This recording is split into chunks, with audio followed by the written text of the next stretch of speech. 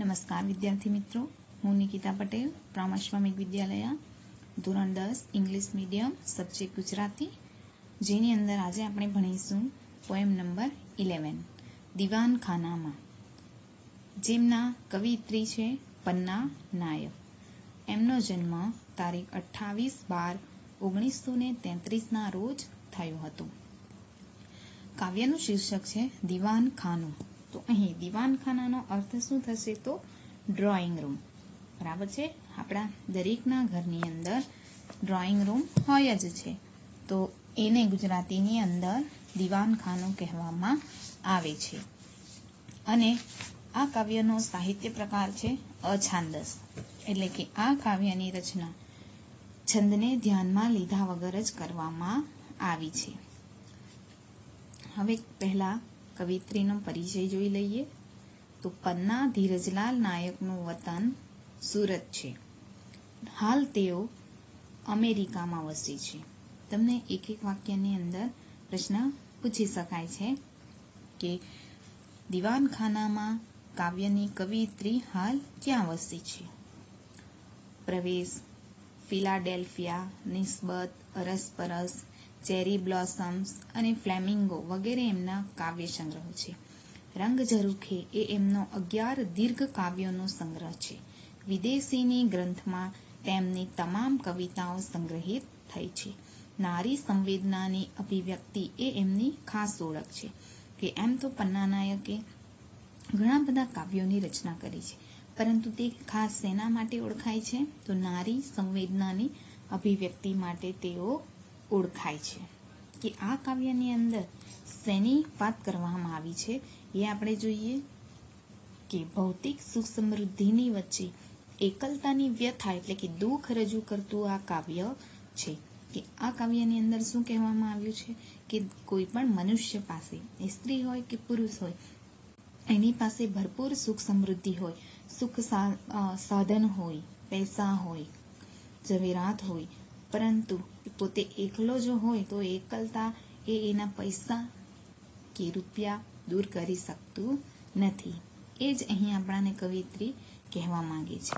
કે અમેરિકામાં વસતા કવિયત્રી આધુનિક માણસની એકલતા અને નારી સંવેદન અસરકારક રીતે આલેખે છે.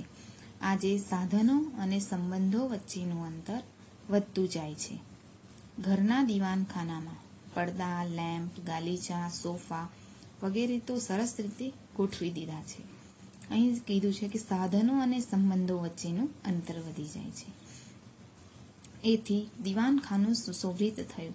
પણ પછી નાયિકા એટલે કે કાવ્ય નાયિકા પન્ના નાયક જે છે એ પોતાની જાતને પૂછે છે કે આ બધામાં મારું સ્થાન ક્યાં? હું મને ક્યાં ગોઠવું? એ પોતાનું કેન્દ્ર શોધી શકતી નથી. માણસ સંબંધની જગ્યા સાધનોથી ભરી તો શકે, પણ પછી એકલતા પણ અનુભવે. તેની વેદના કાવ્યમાં સરસ રીતે વ્યક્ત થઈ છે. કે માણસને માણસના સાથની જ જરૂર હોય છે. કે માણસની એકલતા જે છે એ ક્યારેય પણ સાધન દૂર કરી શકતા નથી. કે કોઈ એક વ્યક્તિ હોય એ એકલો રહેતો હોય, એની સાથે કોઈ સગા સંબંધી, એના ઘરના પરિવારનું કોઈ સદસ્ય હોતું નથી, પરંતુ એની પાસે ગાડી, ઘર, બંગલો, પછી ટીવી વગેરે સાધનોથી સંપૂર્ણ હોય છે એનું ઘર, પરંતુ એ માણસના સાધનો જે છે એ માણસની એકલતાને ક્યારેય દૂર કરી શકતા નથી.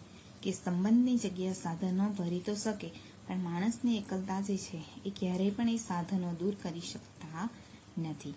કે માણસ 1 કલાક 2 કલાક, બહુ તો 2 થી 3 દિવસ મોબાઈલ, ટીવી વગેરેથી પણ પોતાનો ટાઈમ પાસ કરી શકે છે, પરંતુ એક આજે નહીં ને કાલે ગમે ત્યારે એને માણસની જરૂર તો પડે જ છે. એટલે માણસના સંબંધની જગ્યા ક્યારેય પણ સાધનો લઈ શકતા નથી. એ જ આ કાવ્યની અંદર કવિયત્રીને આપણાને સમજાવવા માંગ્યું છે. કાવ્ય જોઈએ. દીવાનખાનાને વ્યવસ્થિત કરું છું, ઘડી અહીં ઘડી તહીં, વિવિધ ફેરફારથી. કવિયત્રી જે છે એ શું કરે છે? પોતાના ઘરનું દીવાનખાનું એટલે કે ડ્રોઈંગ રૂમ જે છે એને વ્યવસ્થિત કરે છે.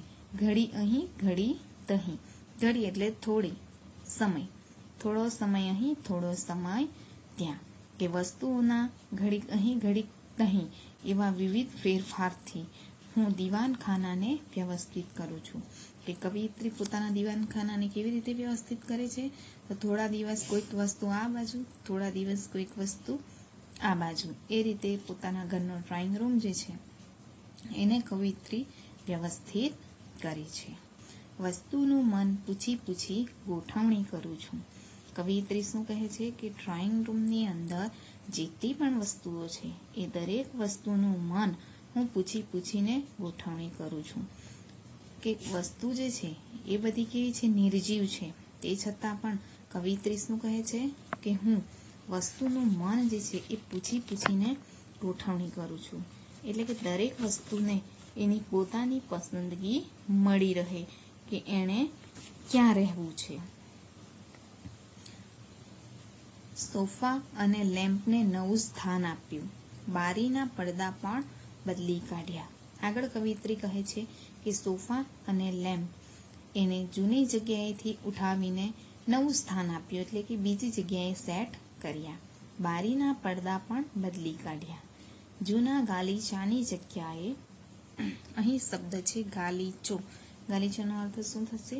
જાજમ, કાર્પેટ. બરાબર, કે જૂની કાર્પેટની જગ્યાએ વોલ ટુ વોલ, એટલે કે દિવાલ, વોલ એટલે દિવાલ, કે દિવાલથી દિવાલ સુધી કાર્પેટ નખાવી દીધી. શું કહે છે કવિયત્રી?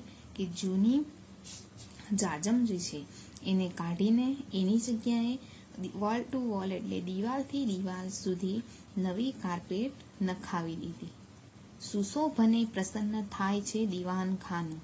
અહીં શબ્દ છે સુશોભન, જેનો અર્થ થશે શણગાર, ડેકોરેશન. કે આખા દીવાનખાનાનું ચિત્ર બદલી નાખ્યું વસ્તુઓના ફેરફારથી, જેના કારણે સુશોભનથી એટલે કે શણગારથી દીવાનખાનું જે છે કે ડ્રોઈંગ રૂમ જે છે એ ખુશ થાય છે, પ્રસન્ન થાય છે. સઘળું બરાબર થાય છે ત્યારે જ. સઘળું શબ્દ છે સઘળું, જેનો અર્થ થશે બધું. કે બધું બરાબર થાય છે ત્યારે જ. છટકે છે મારું મન. છટકવું એટલે કે નાસવું, ભાગવું, નાસી જવું.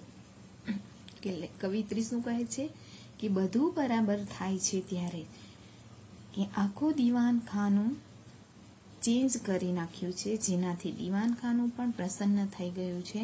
તો આ બધું બરાબર થઈ ગયું છે ત્યારે જ મારું મન જે છે એ નાસે છે, એટલે કે છટકે છે. આ બધામાં મને ક્યાં ગોઠવું? એ પોતાની જાતને પ્રશ્ન કરે છે કવિયત્રી. કે દીવાનખાનું સુશોભનથી પ્રસન્ન થાય છે, બધું બરાબર થાય છે ત્યારે જ મારું મન છટકે છે, એટલે કે વિચારે ચડે છે કે આ બધાની વચ્ચે, બરાબર, સોફા, લેમ્પ, બારી, પડદા, ગાલીચા, આ બધાની વચ્ચે હું મને ક્યાં ગોઠવું? એટલે કે મારું સ્થાન ક્યાં? કેન્દ્ર શોધું છું. કેન્દ્ર એટલે કે મધ્ય બિંદુ, સેન્ટર. બરાબર, કવિયત્રી કહે છે કે હું કેન્દ્ર શોધું છું, કે જ્યાં હું સરખી બેસી શકું, જ્યાં હું સરખી બેસી શકું. પણ બારી કનેથી રસ્તો નિહાળતી, કનેથી એટલે કે પાસેથી, કે પણ બારી પાસેથી રસ્તો નિહાળતી એટલે કે જોઉં છું, હું ઊભી જ રહું છું. કે કવિયત્રી જે છે એ આટલા બધા સાધન સામગ્રીની વચ્ચે પણ પોતાનું કેન્દ્ર શોધે છે, કે જ્યાં હું શાંતિથી બેસી શકું. કહેવાનો અર્થ કે એ પોતે એકલતા અનુભવે છે, કે પોતે એકલી છે, કે એમની એકલતા આ સાધન સામગ્રી દૂર કરી શકતી નથી. એટલા માટે કહે છે કે હું આ બધાની વચ્ચે ક્યાં ગોઠવાઉં જેથી મને એકલું ન લાગે. પણ બારી પાસેથી રસ્તો નિહાળતી હું ઊભી જ રહું છું અને એકલતાની વેદના અનુભવું છું. કે કવિયત્રીનો આ તમામ કાવ્યનો અર્થ એ જ છે કે કવિયત્રી આપણને એ જ કહેવા માંગે છે કે આપણી પાસે ગમે એટલી સાધન સામગ્રી, સાધન સંપન્ન વસ્તુથી ભરેલું ઘર હોય, પરંતુ એ સાધન માણસની એકલતાનું દુઃખ દૂર કરી શકતું નથી. કે માણસની એકલતા એ ક્યારેય સાધન સામગ્રી ભરી શકતી નથી. તો આ કાવ્યની અંદર આપણે શીખવાનું છે. Thank you.